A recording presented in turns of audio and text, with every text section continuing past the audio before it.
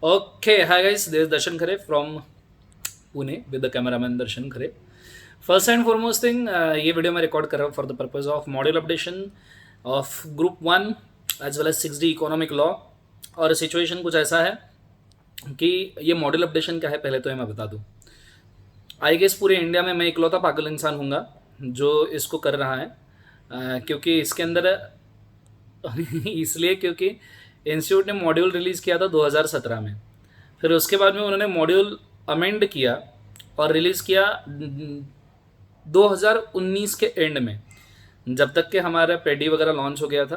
तो अब सिचुएशन ऐसा है कि ओल्ड मॉड्यूल 2017 और न्यू मॉड्यूल 2019 के बीच में कुछ डिफरेंसेस है, जो बेसिकली डिफरेंसेस अपने बुक में शायद कवर्ड नहीं है। मतलब ऐसा नहीं है कि पूरे कवर्ड नहीं है, सेक्शंस पूरे कवर्ड है, पर उसके कुछ रूल्स वगैरह इंस्टीट्यूट ने कॉपी पेस्ट किए हैं। अब ये लेक्चर मैं इसलिए दे रहा हूँ आपको, नीचे लिंक के अंदर आपको 3 डिफरेंट नोट्स मिलेंगे। पहला group one company law, group one का ही कंपनी लॉ प्लस जो इकोनॉमिक लॉ है उसका दूसरा नोट्स, और तीसरा 6D ऑप्शनल सब्जेक्ट का नोट्स। ऐसे 3 नोट्स आपको नीचे लिंक में ड्राइव में मिलेंगे, वो तीनों डाउनलोड करने हैं और उसके अंदर आपने देखना है कि ओल्ड मॉड्यूल और न्यू मॉड्यूल में क्या डिफरेंस है। अब नॉर्मली ऐसा कोई करता नहीं है, पर मैं इसलिए कर रहा हूँ क्योंकि अब बच्चे मेरे को बोलेंगे सर अब nearly total number of pages for group one law और नियरली 30 to 35 पेजेस के नोट्स हो रहे हैं। इसको आपने सिर्फ एक ही बार रीड करना है, इसको ज़्यादा रीड करने की जरूरत नहीं, बिकॉज ये सब सेक्शंस हमारे एक तो पढ़ते वक्त लेक्चर में कवर हुए हैं या अमेंडमेंट के अंदर कवर हुए हैं।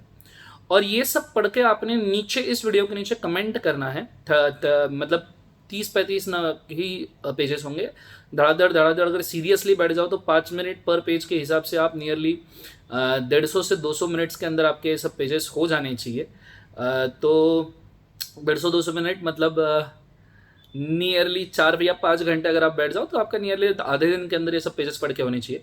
और आपको सिर्फ एक ही बार पढ़ना है, और इसके सभी सेक्शन हमने कवर किए हैं हमारे सिलेबस में, हमारे लेक्चर्स के अंदर।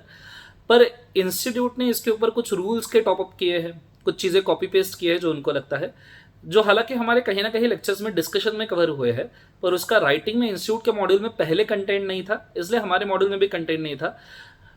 तो इसलिए मैं इसको दे रहा हूँ। नॉर्मली इसको कोई देता है नहीं देता है डोंट नो, पर मैं इसलिए दे रहा हूँ क्योंकि मैं ये नहीं चाहता कि आपका कोई भी चीज़ आपकी आंखों से स्किप हो। तो दिस इज़ एक पॉजिटिव अटेम्प्ट टू अंडरस्टैंड कि भाई ओल्ड मॉडल न्यू मॉडल में क्या डिफरेंस है। सो कृपया वो ध्यान में रख के आपने इसको एक बार रीड करना ज़रूरी है। और अगर आपको इसमें से कोई कंसेप्ट समझ में नहीं आता तो आप नीचे उसके ऊपर एक इसी वीडियो के नीचे आप कमेंट कीजिए कि सर ये कंसेप्ट लीजिए। मोस्ट ऑफ द स्टूडेंट्स जिस कंसेप्ट के लिए कमेंट करेंगे वो कमेंट्स में डिटेल में उसके लिए वीडियोज़ अपलोड करूँगा। एज ऑन कोरोना का सिचुएशन इज गोइंग ऑन, तो जल्दी से जल्दी मैं वीडियो अपलोड करने की कोशिश करूंगा जो कंसेप्ट समझ में नहीं आते, क्योंकि बाकी बहुत सारे कंसेप्ट ऐसे हैं जो इमिडिएटली पढ़ के समझ में आ जाएंगे, क्योंकि उसको कहीं ना कहीं हमने लेक्चर्स के हिसाब से डिस्कशन किया है। मैंने पूरे नोट्स एक बार पढ़ लिए हैं ऑलरेडी, सो आई नो कि आपको समझ में आएंगे।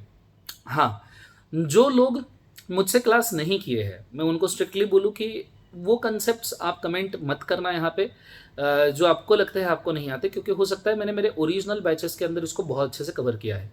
सो प्लीज़ जो लोगों ने मेरे क्लासेस नहीं किए, ऐसा उनके खिलाफ कोई ग्रज नहीं है, बट ऑब्वियस सी बात है कि जो चीज़ मैं क्लास में 1-1.5 घंटा ऑलरेडी डिस्कस कर चुका हूँ वो यहाँ पे वापस यूट्यूब पे डिस्कस करना मुश्किल होगा। I am very sorry for that, क्योंकि हमें कम समय के अंदर ज़्यादा से ज़्यादा आउटपुट लेना है। सो प्लीज़ ये नोट्स डाउनलोड कीजिए, ओल्ड मॉडल न्यू मॉडल के बीच का डिफरेंस आपको समझ में आएगा।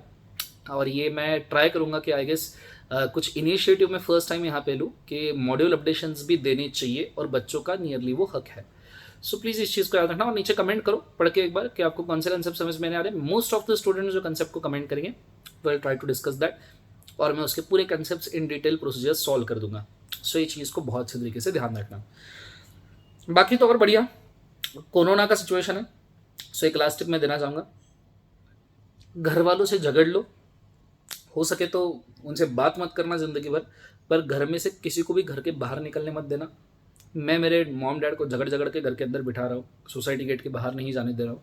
सो घर वाले से झगड़ लो और किसी को बाहर मत जाने देना, that is a request, because अगले 21 days are much more important. आपकी प्रिपरेशन अगले 21 डेज में बहुत ताकत से होनी चाहिए।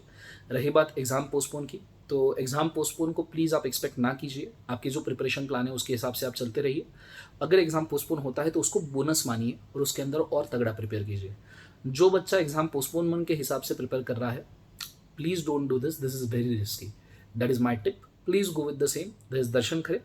प्लीज़ नोट्स डाउनलोड कीजिए, आपको जो कंसेप्ट समझ में नहीं आता है प्लीज़ नीचे आप कमेंट कीजिए, हम उसको पूरा कवर करने की कोशिश करेंगे। This Darshan Khare signing out, good day, God bless you.